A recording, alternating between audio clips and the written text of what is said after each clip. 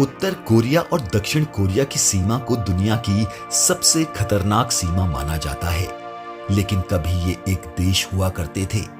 दो महाशक्तियों की महत्वाकांक्षाओं के कारण कोरिया का बंटवारा हुआ, जिसके बाद 25 जून 1950 को दोनों पक्ष आपस में ही लड़ पड़े। उत्तर कोरिया और दक्षिण कोरिया के बीच की तनातनी किसी से भी छिपी नहीं है। दोनों देश एक दूसरे को फूटी आंख नहीं देखना चाहते, जबकि कभी भारत पाकिस्तान की तरह ये एक ही देश का हिस्सा थे। कोरिया के बंटवारे के बाद बने इन दोनों की सीमा को दुनिया की सबसे खतरनाक सीमा माना जाता है। 25 जून 1950 को आजादी की लड़ाई लड़ रहे उत्तरी और दक्षिण कोरिया के बीच शुरू हुई गृह युद्ध ने ही आगे चलकर अंतरराष्ट्रीय शीत युद्ध का रूप ले लिया था। इस मौके पर आइए जानते हैं आखिर किस वजह से कोरिया दो देशों में बंटा। हमारे चैनल पर आपका फिर से स्वागत है।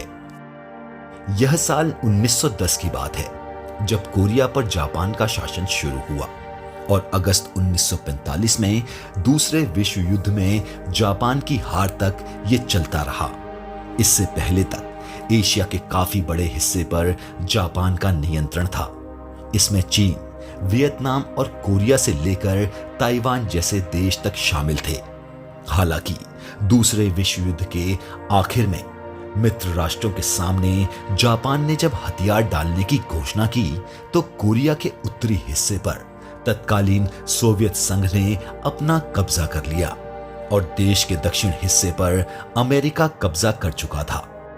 दो महाशक्तियों की महत्वाकांक्षा में पिसा कोरिया के उत्तर में जहां सोवियत संघ का कब्जा था, वहां पर उसकी फौजें साम्यवाद को हवा दे रही थी और इससे जुड़े लोगों को बढ़ावा भी दे रही थी।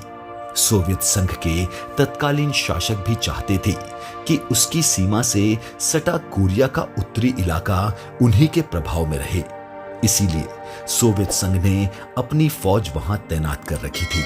वहीं अमेरिका का मानना था कि पूरे कोरिया में चुनाव कराकर लोकतांत्रिक सरकार बनाई जाए, जिससे सोवियत संघ इत्तेफाक नहीं रखता था।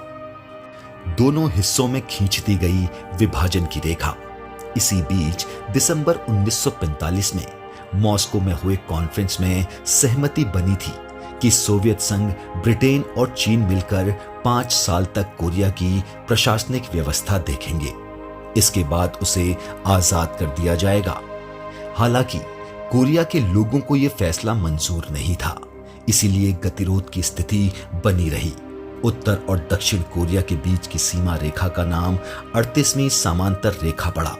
ऐसे में साल 1946-47 में अमेरिका और सोवियत ने एक साथ मिलकर प्रशासन चलाने की बातचीत की, पर बात नहीं बनी और हालात ऐसे बनते गए कि सोवियत संघ के प्रभाव वाले इलाके में दक्षिण कोरिया से कोई नहीं जा सकता था और अमेरिका के प्रभाव वाले इलाके में उत्तर कोरिया से कोई नहीं आ सकता था। देखते ही देखते इस रेखा को 38वीं समानांतर रेखा का दर्जा दे दिया गया और मई 1946 में इसके आर पार आने जाने के लिए बाकायदा परमिट की व्यवस्था कर दी गई। दोनों हिस्सों में अलग अलग हुए चुनाव। इसी तनातनी के बीच अमेरिका ने कोरिया को एक देश बनाने की पहल संयुक्त राष्ट्र के जरिए कर दी और मई 1948 में वहां चुनाव करवा डाला। इस चुनाव में सोवियत संघ के कब्जे वाले उत्तरी कोरिया के लोगों ने हिस्सा नहीं लिया और दक्षिणी हिस्से को चुनाव के बाद रिपब्लिक ऑफ कोरिया, अब दक्षिण कोरिया बनाने की घोषणा कर दी। यहां चुनी गई सरकार को उत्तर कोरिया में रहने वाले लोगों ने मानने से इनकार कर दिया। फिर उत्तर कोरिया में सोवियत संघ की अगुवाई में सितंबर 1948 में सुप्रीम पीपल असेंबली के चुनाव कराए गए। चुनाव होते ही उत्तर कोरिया ने खुद को अलग देश Democratic Republic People's of Korea, जो कि अब उत्तर कोरिया है, बनाने की घोषणा कर दी। इस तरह से दो महाशक्तियों की महत्वाकांक्षा के कारण कोरिया का बंटवारा हो गया। और दोनों देशों में चुनाव के बाद 38वीं समानांतर रेखा को ही दोनों देशों की विभाजक रेखा मान लिया गया। इसके बावजूद हालात नहीं सुधरे। दोनों देशों में पूंजीवाद और साम्यवाद का संघर्ष राजनीतिक और सैन्य विरोधाभास के रूप में सामने आता रहा। उत्तर कोरिया की जीत को अमेरिका ने नाकाम किया। फिर दोनों देश के बीच गहरे मतभेद का फायदा उठाकर सोवियत संघ और अमेरिका राजनीतिक चालें चलते रहे। इससे इन दोनों देशों के संबंध हद से ज्यादा खराब हो गए। उत्तर कोरिया की सत्ता पर किम जुल इंग को लगने लगा कि वो इतने शक्तिशाली हो गए हैं कि दक्षिण कोरिया पर भी कब्जा कर लेंगे और 25 जून 1950 को हमला कर दिया। इस युद्ध में अपनी अपेक्षा के अनुसार उत्तर कोरिया जीत तक पहुंचने ही वाला था। तभी संयुक्त राष्ट्र सुरक्षा परिषद में अमेरिका ने एक प्रस्ताव पास कर लिया। इस प्रस्ताव के पास होने के बाद अमेरिका और उसके साथ 15 देशों की सेनाएं मिलकर दक्षिण कोरिया की मदद में पहुंच गई। इससे पासा पलट गया और उत्तर कोरिया को पीछे हटना पड़ा। वह अपनी जीती बाजी हार गए, जबकि उसका साथ रूस और चीन की सेनाएं दे रही थी। विकास की ओर दौड़ा दक्षिण कोरिया, तानाशाही में चूर उत्तर कोरिया। यह युद्ध साल 1953 में खत्म जरूर हो गया, पर जख्म अभी भी भरे नहीं हैं।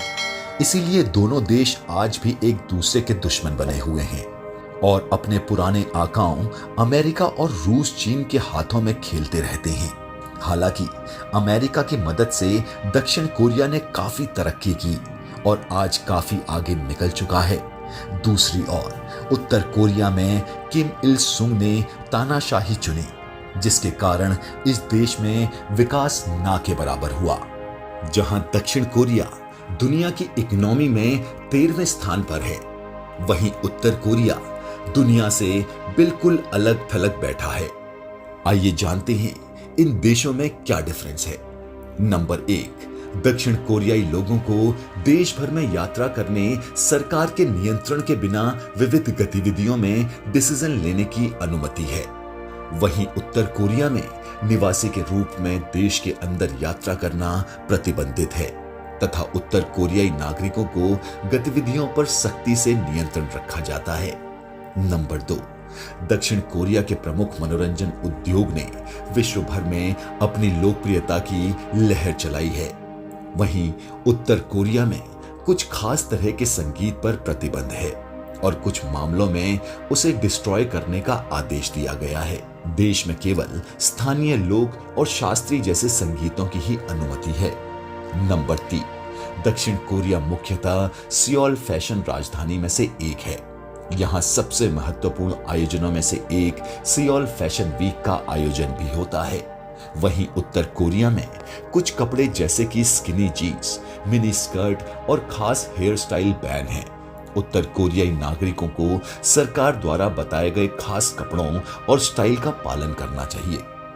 नंबर 4, उत्तर कोरिया की सेना शक्तिशाली है और पुरुषों को कम से कम 10 साल तक सेना में सेवा करने का निर्देश दिया जाता है, जबकि महिलाओं के लिए भी सेवा में प्रवेश करना आवश्यक है। वहीं दक्षिण कोरिया की सेना उत्तर कोरिया से ज्यादा मजबूत है। दक्षिण कोरिया में हर पुरुष को 1 साल के लिए सेना में शामिल होने का निर्देश दिया जाता है और महिलाओं को सेना में शामिल होने की जरूरत नहीं है। अगर आपको हमारे वीडियोस पसंद आ रहे हैं तो प्लीज लाइक, शेयर, कमेंट और सब्सक्राइब जरूर करें ताकि ऐसे ही इंटरेस्टिंग वीडियोस हम आपके लिए लाते रहें।